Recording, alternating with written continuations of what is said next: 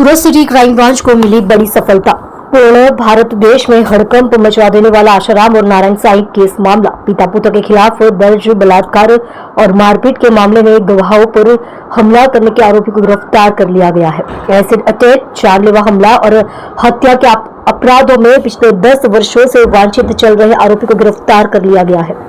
आरोपी युवक तामराज साहू गिरफ्तार। क्राइम ब्रांच ने आरोपी को पकड़ लिया। इस आरोपी पर 50,000 रुपए का इनाम सरकार द्वारा घोषित किया गया था। आरोपी को नोएडा, उत्तर प्रदेश से गिरफ्तार किया गया।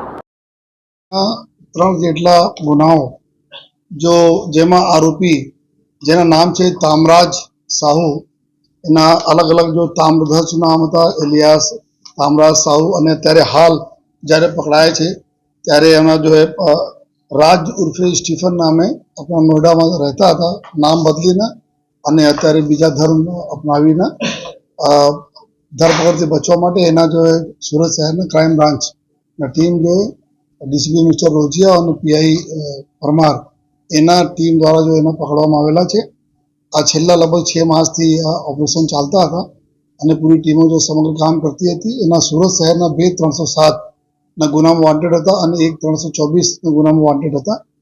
અને એના સંપૂર્ણ વિગત એવું છે કે આસારામ અને એના પુત્ર નારાયણ સાઈ દ્વારા जो એના વિરુદ્ધમાં ગુનાઓ દાખલ થયેલા હતા, રેપ અને અન્ય ગુનાઓમાં।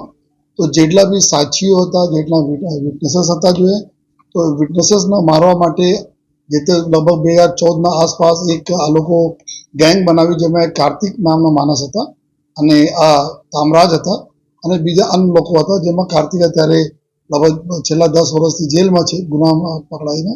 અને આ जो તામરાજ વોન્ટેડ હતા जो है અને એના પૂરે ગેંગ દ્વારા પૂરે દેશભરમાં જેટલા બી સાધકો હતા, જેટલા બી વિટનેસીસ હતા जो है એને ટાર્ગેટ करके મારવાના जो આ લોકોને પૂરા પ્લાનિંગ કરે અને પછી એક્ઝિક્યુટ કરતા હતા।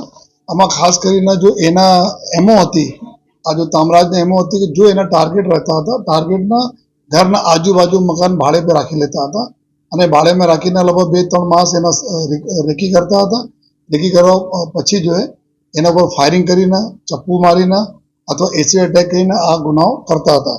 તો એના जो મુખ્યત્વે जो જ્યારે નોઈડા ઉત્તર પ્રદેશથી પકડાય છે ત્યારે એક ક્રિશ્ચિયન ધર્મ અંગીકાર કરીને નામ ચેન્જ કરીને ત્યાં રહેતા હતા અને એના ઉપર जो મેન जो ગુનાઓ દાખલ થયેલા છે આમાં સુરત શહેરમાં એક 2014માં ખટોદરા વિસ્તારમાં એક બિમલેશ ઠક્કર હતા, જેની વાઇફ भी एक विक्टिम तरीके હતી जो है। तो बिमलेश ठक्कर ने जो पीठ ने भागे